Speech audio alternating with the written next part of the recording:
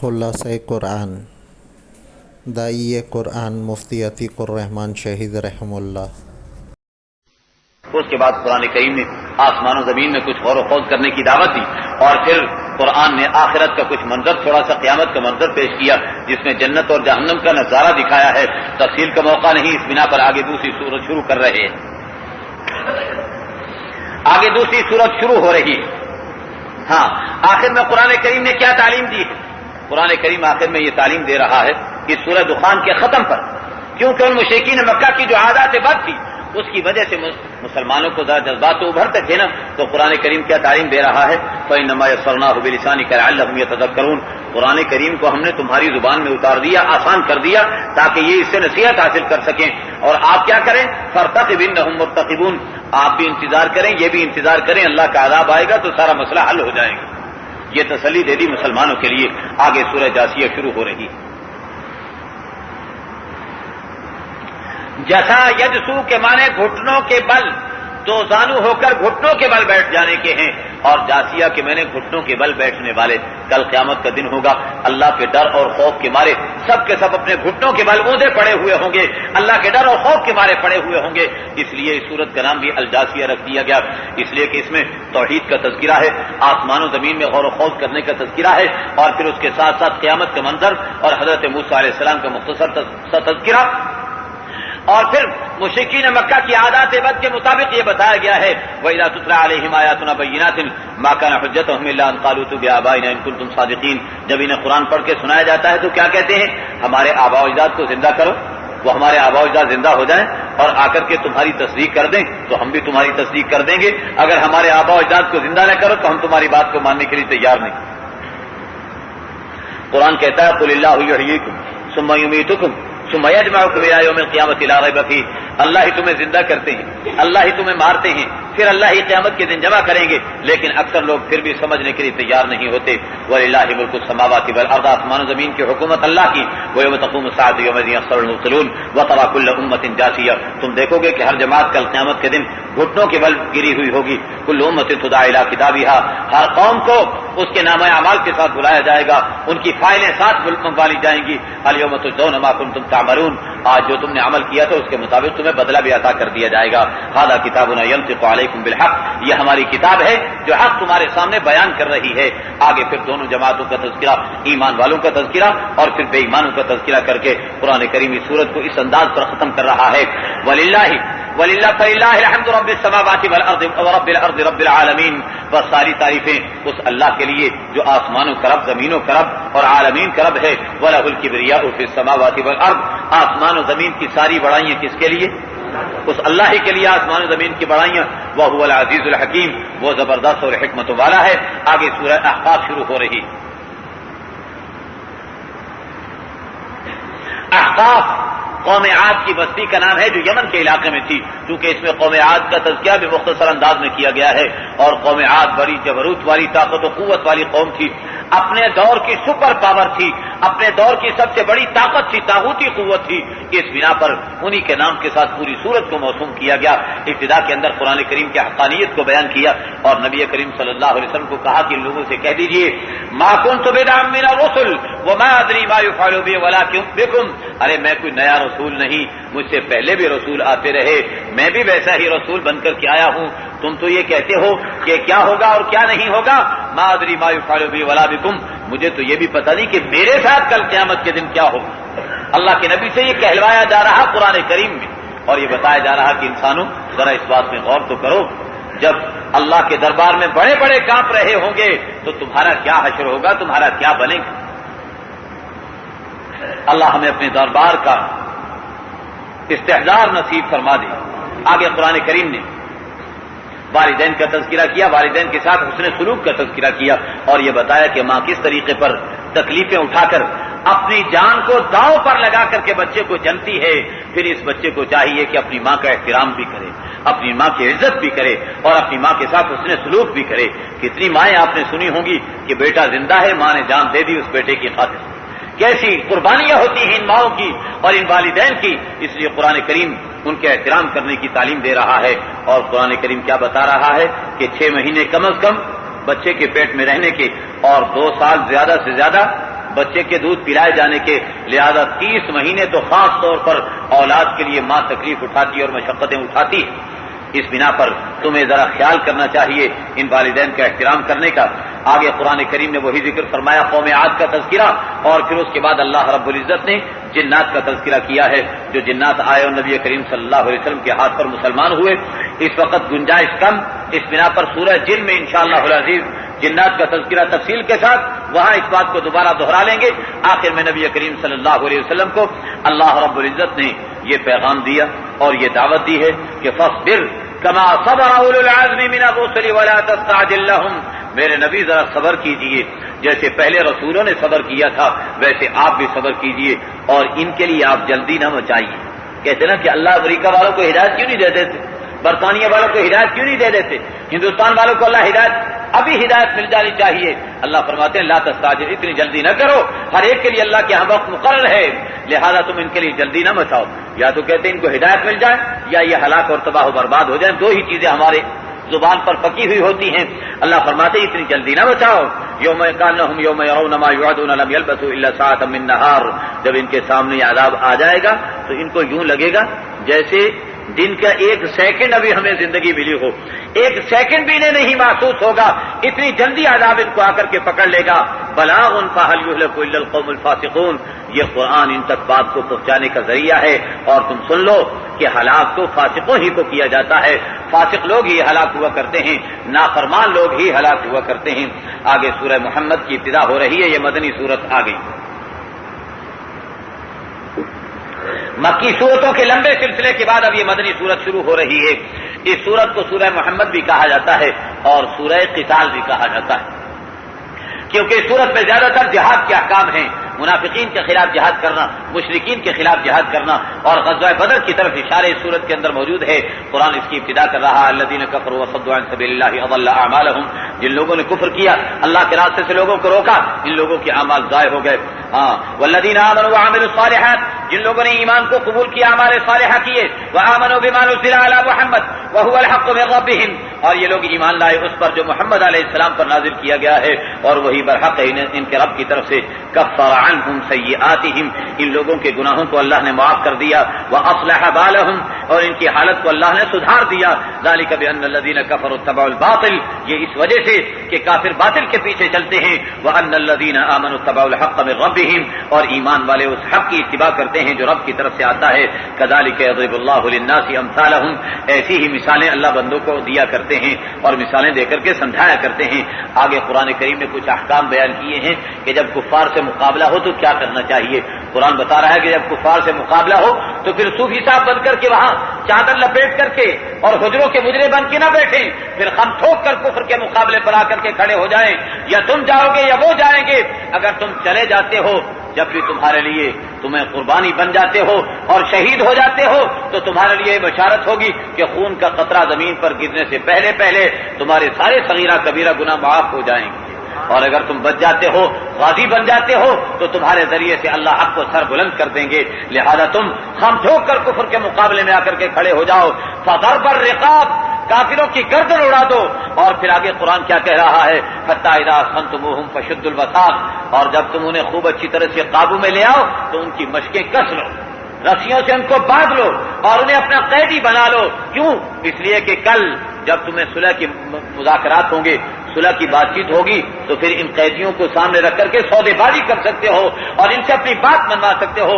فَإِمَّا مَنًّا بَعْدُ وَإِمَّا فِدَاءً، یا پھر تم پر ان پر احسان کر دینا، پہلے قید ان کے زیادہ سے زیادہ آدمی گرفتار کر لو اور بعد میں کہہ دینا چلو تمہارے لیے ہم ان کو معاف کر رہے ہیں، جیسے اللہ کے نبی نے غزوہ حنین کے اندر کیا تھا۔ ان کے سارے آدمیوں کو کہہ دیا کہ جاؤ ان کو ہم آزاد کر رہے ہیں، جیسے ہی وہ آزاد کیے گئے سب کلمہ پڑھ کر کے مسلمان ہو۔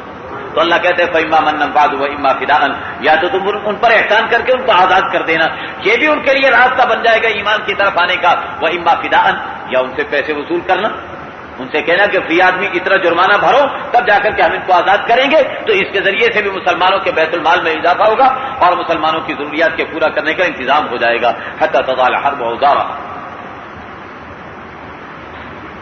بار صورت یہ جنگ کے کچھ احکام بیان کیے قرآن کریم نے۔ والذین قتلوا فی سبیل اللہ فلن یضل اعمالهم، جو اللہ کے راستے میں قتل کیے جائیں گے تو اللہ ان کے اعمال کو ضائع نہیں ہونے دیں گے. سیہدیہم ویصلح بالہم، اللہ انہیں ہدایت بھی عطا فرمائیں گے اور ان کے حالات کو بھی درست فرمائیں گے اور انہیں جنت کے اندر پہنچائیں گے. جنت کی پہلے انہیں دکھلا دیں گے جنت اچھی طرح سے. اس لیے فرمایا جاتا ہے کہ شہید کو شہید ہونے سے پہلے اللہ جنت کا مکان اسے دکھا دیتے ہیں. عرفہا لہم، اللہ انہیں جنت کی پہچان کروا کے پھر اس جنت کے اندر داخل کرتے ہیں. یا ایھا الذین آمنوا تنصروا اللہ ینصرکم ویثبت اقدامکم، اے ایمان والو اگر تم اللہ کی مدد کرو گے تو اللہ تمہاری مدد کریں گے، تمہارے قدموں کو جما دیں گے. آگے قرآن کریم یہ کہہ رہا ہے کہ زمین میں چل پھر کر کے دیکھ لو، اللہ کی طاقت و قوت کو دیکھ لو اور یاد رکھو پہلے کتنی بڑی بڑی بستیاں تھیں، اللہ نے ان کو ہلاک تباہ و برباد کر دیا، تمہیں بھی اللہ ایسے ہی ختم کرنے کی طاقت اور قدرت رکھتے ہیں. پھر آگے قرآن کریم میں کچھ جنت کی نعمتوں کا تذکرہ فرمایا اور بتایا ہے کہ جنت کے اندر شہد کی نہریں ہوں گی، دودھ کی نہریں ہوں گی اور ایسے پانی کی نہریں ہوں گی جس کا ذائقہ متغیر نہیں ہوگا، اور شراب کی نہریں ہوں گی، یہ ساری کی ساری تمہیں پینے کے لیے ملیں گی. اور شراب ایسی ہوگی شرابا طہورا، جنت کی جو شراب ہوگی اس شراب کے پینے سے نشہ نہیں آئے گا. مزہ اور ذائقہ تو نصیب ہوگا لیکن نشہ نہیں آئے گا. ایسی شراب ہوگی جس سے تمہاری عقل بھی معوف نہیں ہوگی. لہم فیہا من کل الثمرات ومغفرۃ من ربہم، ہر قسم کے پھل بھی ملیں گے اور اللہ کی معافی بھی جنت کے اندر عطا کر دی جائے گی. آگے قرآن کریم نے کچھ جہنم والوں کا تذکرہ کیا اور پھر یہ بتایا ہے وَيَقُولُ الَّذِينَ آمَنُوا لَوْلَا نُزِّلَتْ سُورَةٌ، بعض لوگ قرآن کا مطالبہ کرتے ہیں کہ جہاد کے احکام کیوں نہیں نازل ہو جاتے. میں نے پہلے جہاد کے بارے میں بتایا تھا، کہتے جی جہاد کیوں نہیں کرتے، جہاد کیوں نہیں کرتے، اور جب جہاد کرنے کے لیے کہا جاتا ہے تو پھر پورے اسٹیشن کا محاصرہ کر کے بیٹھ جاتے ہیں کہ کہیں جہاد کرنے کے لیے کوئی نکل کے نہ چلا جائے. قرآن کیا کہتا ہے فَإِذَا أُنزِلَتْ سُورَةٌ مُحْكَمَةٌ، جب کوئی پختہ حکم والی صورت اترتی ہے وَذُكِرَ فِيهَا الْقِتَالُ، اور اس میں جہاد کا حکم آ جاتا ہے رَأَيْتَ الَّذِينَ فِي قُلُوبِهِم مَرَضٌ، جن کے دلوں میں بیماری اور کوڑ چڑھا ہوا ہے تو ان کو دیکھے گا کہ يَنظُرُونَ إِلَيْكَ نَظَرَ الْمَغْشِيِّ عَلَيْهِ مِنَ الْمَوْتِ، تو تیری طرف ایسے دیکھیں گے جیسے ان پر موت طاری ہو رہی ہو. اس کا ترجمہ صحیح کیا ہوگا؟ ٹھیک ترجمہ ایسے تمہاری طرف دیکھیں گے جیسے بھیڑ قصائی کو دیکھ رہی ہو.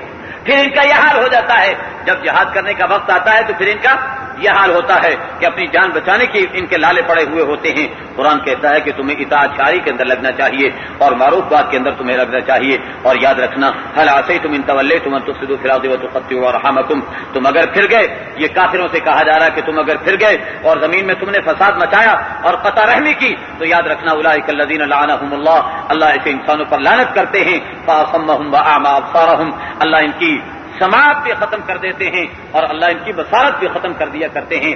افلا يتدبرون القرآن ام على قلوب اقفالها، یہ قرآن میں غور کیوں نہیں کرتے؟ اللہ ہمیں قرآن میں غور کرنے والا بنا دے. یہ قرآن میں غور کیوں نہیں کرتے؟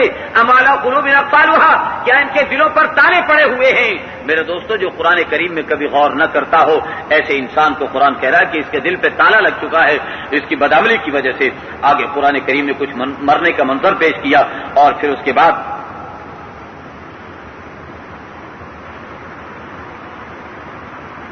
اللہ کا قانون بیان کیا ہے کہ وَلَنَبْلُوَنَّكُمْ حَتَّى نَعْلَمَ الْمُجَاهِدِينَ مِنكُمْ وَالصَّابِرِينَ وَنَبْلُوَ أَخْبَارَكُمْ، تمہیں آزمائیں گے، آزما کے دیکھیں گے کہ تم میں سے مجاہد کون ہے، بٹوڑا کون ہے. دونوں کو اللہ رب العزت آزمائیں گے اور دیکھیں گے. اس بنا پر اس کے لیے ایمان و عمل کو تیار کرو تاکہ جب وقت آئے تو تمہارے جہاد کا پتہ چلے اور معلوم ہو کہ ڈٹ کر اور جم کر مقابلہ کرنے والا کون ہے. آگے قرآن کریم کہتا ہے کہ ایمان والو اللہ اور اس کے رسول کی اطاعت کرو، اپنے اعمال کو ضائع نہ کرو. فلا تهنوا وتدعوا الى السلم وانتم الاعلون والله معكم ولن يتركم اعمالكم، کمزوری کافروں کے مقابلے میں نہ دکھانا، کمزوری نہ دکھانا اور صلح صفائی کی تم باتیں نہ شروع کر دینا کہ ادھر سے جہاد کے لیے بھی نکلنا ہے اور کہہ رہے ہیں جی مذاکرات کر لو. ہم مذاکرات کے لیے تیار ہیں کشمیر کے مسئلے پر اور ہم افغانستان کے مسئلے پر مذاکرات کے لیے تیار ہیں. قرآن کہتا ہے کمزوری کیوں دکھاتے ہو؟ اگر ایمان کی جرأت موجود ہے تو تم پھر اس چکروں کے اندر نہیں پڑو گے، پھر ڈٹ کر کے مقابلہ کرو گے. وَتَدْعُوا إِلَى السَّلْمِ وَأَنْتُمُ الْأَعْلَوْنَ وَاللَّهُ مَعَكُمْ وَلَن يَتْرَكُمْ أَعْمَالَكُمْ إِنَّمَا الْحَيَاةُ الدُّنْيَا، دنیا کی زندگی کا تذکرہ. اور پھر اس کے بعد قرآن کہتا ہے تم هؤلاء تدعون لتنفقوا في سبيل الله، تم لوگوں کو اللہ کے راستے میں خرچ کرنے کے لیے کہا جاتا ہے. فَمِنكُم مَّن يَبْخَلُ وَمَن يَبْخَلْ فَإِنَّمَا يَبْخَلُ عَن نَّفْسِهِ، تم میں سے بعض لوگ بخیل بن کے بیٹھ جاتے ہیں، خرچ کرنے کے لیے قبض ہو جاتی ہے، ان کو خرچ کرنے کے لیے تیار نہیں ہوتے. جو شخص بخیل بخل کرے گا اور بخیلی دکھائے گا تو وہ اپنے ہی خلاف سب کچھ کر رہا ہے، اللہ کا کچھ نہیں بگاڑ سکے گا. فَأَنْتُمْ هَؤُلَاءِ، ہاں آگے قرآن کہتا ہے وَاللَّهُ الْغَنِيُّ وَأَنْتُمُ الْفُقَرَاءُ، اللہ غنی ہے تم فقیر ہو. وَإِن تَتَوَلَّوْا يَسْتَبْدِلْ قَوْمًا غَيْرَكُمْ ثم لا يكونوا امثالكم، اور اگر تم نے روگردانی کی، تم نے راہ راست کو چھوڑا اور دوسری طرف نکل گئے تو یاد رکھنا یستبدل قوما غیرکم، اللہ تمہارے علاوہ دوسری قوم کو لے آئیں گے، ثم لا يكونوا امثالکم، پھر وہ تمہارے جیسے نہیں بنیں گے۔ بعض لوگوں کی عادت ہوتی ہے نا، وہ سمجھتے ہیں کہ ہماری وجہ سے سارا دین چل رہا ہے اور پھر اللہ کے حکموں کو پورا کرنے کے لیے بھی تیار نہیں، اور اپنے بارے میں یہ خیال رکھتے ہیں کہ ہماری وجہ سے سب کچھ چل رہا ہے۔ میرے دوستو، اگر تم نہیں سنو گے اللہ دوسروں کو لے آئیں گے۔ تم قرآن نہیں سنو گے، کتنے چہرے میں دیکھتا ہوں پرانے نظر نہیں آتے، نئے آ گئے، اور بعض لوگوں کو تو میں نے کہتے ہوئے بھی سنا کہ ہم نہیں جائیں گے تو یہ مجلسیں ختم ہو جائیں گی۔ قرآن کہتا ہے ایسی بات نہ سمجھ لینا، یاد رکھنا ان تتولوا یستبدل قوما غیرکم، اگر تم پھرو گے اور تم راستہ چھوڑنے کی کوشش کرو گے تو اللہ دوسرے چہرے لے آئیں گے، نئے نئے نوجوانوں کو اللہ لا کر کے بٹھا دیں گے، اور وہ اللہ کی بات کو سن کر اس بات کو لے کر کے آگے بڑھنے والے ہو جائیں گے، اور وہ تمہارے جیسے نہیں بنیں گے۔ اس بنا پر میرے دوستو، اگر نیکی کی توفیق مل جائے تو کبھی اس پر یہ نہ کرنا کہ یہ ہم نے تیر مار لیا ہے، بلکہ یہ سمجھنا کہ اللہ کا احسان ہے، کبھی تو ہم یہ سب کچھ کر رہے ہیں۔ میرے دوستو، یہاں آ کر کے بیٹھے یہ بھی اللہ کا احسان ہے، ہم نے یہ بیان کیا یہ بھی اللہ کی توفیق، آپ نے سنا یہ بھی اللہ کی توفیق، آگے ہمیں عمل کا موقع مل جائے یہ بھی اللہ کی توفیق سے ہو، اللہ ہمیں اس کے لیے قبول فرما لے۔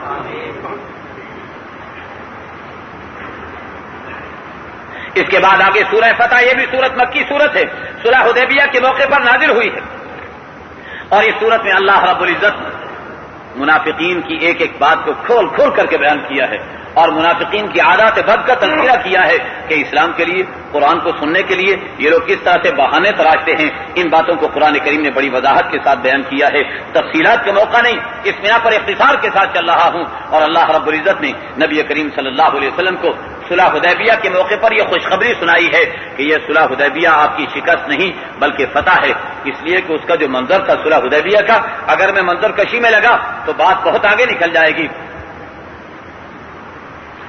بس آپ اتنا سن لیجئے کہ مسلمانوں نے دب کر کے صلح کی تھی، کافروں کی شرطوں پر صلح کر لی تھی، مسلمانوں کی ایک بات بھی نہیں مانی گئی، کافروں کی ہر بات مان لی گئی تھی، لہذا مسلمان بڑے دل گرفتہ ہو رہے تھے کہ یہ کیا ہو گیا، ہمیں دبا دیا گیا ہے، ہم تو ایمان والے تھے، ہمیں کیوں دبایا جا رہا ہے؟ تو قرآن کہہ رہا ہے تم دبے نہیں ہو، انا فتحنا لک فتحا مبینا، ہم نے آپ کو کھلی ہوئی فتح عطا فرما دی ہے۔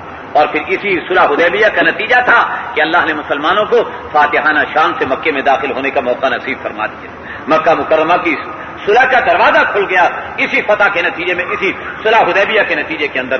تو اس میں بہت ساری باتیں میں چھوڑ رہا ہوں، قرآن کریم نے جو بیان فرمائی ہے، صحابہ کرام کی کچھ بات عرض کروں گا، آخر میں تھوڑی سی بات کہوں گا۔ صحابہ کرام کے لیے قرآن نے کہا ہے لقد رضی اللہ عن المؤمنین اذ یبایعونک تحت الشجرہ، وہ ایمان والے جو درخت کے نیچے بیٹھ کر آپ سے بیعت کر رہے تھے، اللہ ان سے راضی ہو چکا ہے۔ قرآن نے اعلان کر دیا ان سے رضامندی کا، اللہ رب العزت کی رضامندی کا اعلان۔ ارے جن صحابہ سے اللہ راضی ہو جائیں، تو لاکھ دفعہ ان سے ناراض ہوتا رہے تو ان صحابہ کا کچھ نہیں بگاڑ سکے گا۔ اللہ کہتے ہیں کہ اللہ ان صحابہ سے راضی ہو چکے، لقد رضی اللہ عن المؤمنین اذ یبایعونک تحت الشجرہ فعلم ما فی قلوبہم، اللہ نے جان لیا کہ ان کے دلوں میں کیا ہے، اور ان کے دلوں میں کیا تھا، وَأَلْزَمَهُمْ كَلِمَةَ التَّقْوَى وَكَانُوا أَحَقَّ بِهَا وَأَهْلَهَا، اللہ نے تقوی اور پرہیزگاری ان کو لازم کر دی۔ کیوں؟ اس لیے کہ یہ تقوی کے اہل تھے، تقوی کی استعداد رکھنے والے تھے اور تقوی کے حقدار تھے، اس لیے اللہ نے ان کے اندر تقوی پیدا کر دیا۔ اور آگے قرآن کریم نے انہی صحابہ کے بارے میں ایک بات اور بیان کی ہے، تفصیلات کو چھوڑ کر آگے بڑھ رہا ہوں۔ قرآن کہتا ہے کہ لِيَغِيظَ بِهِمُ الْكُفَّارَ، ان صحابہ کرام کو اللہ بڑھا رہے ہیں، ان کو بڑھا رہے ہیں، زیادہ کر رہے ہیں۔ کیوں؟ اس لیے تاکہ ان کو دیکھ کر کافروں کو غصہ آئے۔ اس لیے امام مالک رحمۃ اللہ علیہ فرماتے ہیں کہ صحابہ کے نام سے جن کو غصہ آئے وہ کون؟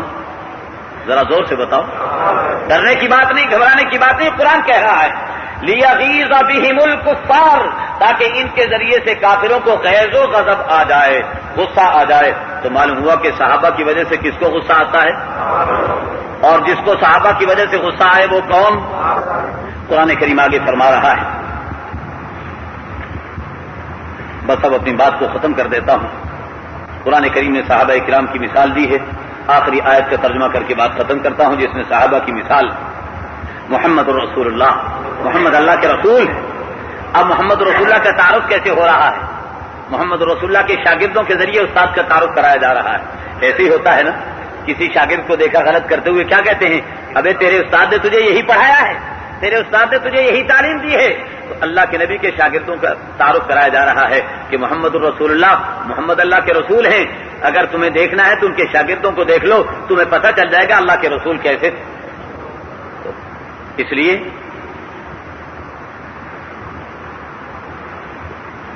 ایک بزرگ فرمایا کرتے تھے کہ اگر یہودیوں سے پوچھو کہ تمہاری امت میں، تمہاری قوم میں سب سے زیادہ برگزیدہ بندے کون، وہ کہیں گے موسیٰ علیہ السلام کا ساتھ دینے والے. عیسائیوں سے پوچھا جائے تمہاری برادری اور تمہاری قوم میں سب سے زیادہ برگزیدہ بندے کون، وہ کہیں گے عیسیٰ علیہ السلام کا ساتھ دینے والے، عیسیٰ علیہ السلام کے شاگرد. اور مسلمانوں میں بعض فرقے ایسے اپنے آپ کو مسلمان ہونے کے دعوے دار، ان سے پوچھا جائے کہ تمہارے مسلمانوں میں سب سے بدترین کون، کہیں گے حضور صلی اللہ علیہ وسلم کا ساتھ دینے والے. نعوذ باللہ من ذالک. میرے دوستو، اگر یہ تسلیم کر لیا جائے کہ محمد عربی کا ساتھ دینے والے جتنے تھے دین کے علاوہ سارے کافر اور مشرک ہو چکے تھے، تو معلوم ہوا کہ محمد الرسول اللہ سے زیادہ ناکام دنیا سے کوئی نہیں گیا. نعوذ باللہ من ذالک. گویا محمد عربی پر یہ ناکامی کا دھبا لگایا جا رہا ہے اور یہ بیان بھی دیا گیا. Channel Islam the best way of life.